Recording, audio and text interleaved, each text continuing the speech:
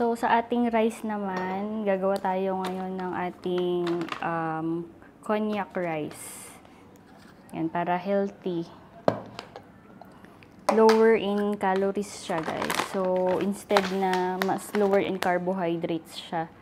Ang carbohydrates niya lang for 28 kilocalories is nasa ano lang siya, 6 grams. Yan. Compared sa normal rice ha, nasa 60 plus yung ano niya eh. So, ang ratio nito guys is 1:1. So, if 1 cup din na water. Pero itong ginamit natin half lang, half cup. Kasi, madami na yung 1 cup eh.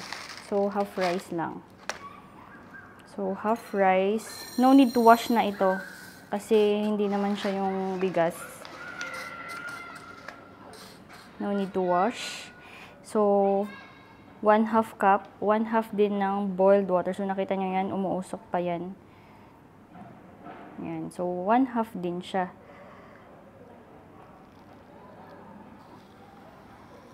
Yan. 1/2 din. Tapos, i-mix lang natin siya.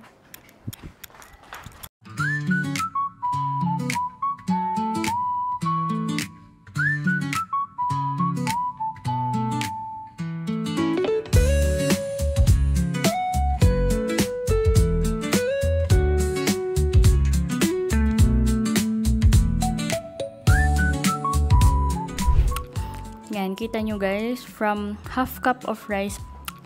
Yan, kita nyo guys, from half cup of rice, para na siyang naging 1 cup. Ang dami niya na yan. So, half lang yan. Yan, ganito lang siya kadami. Half.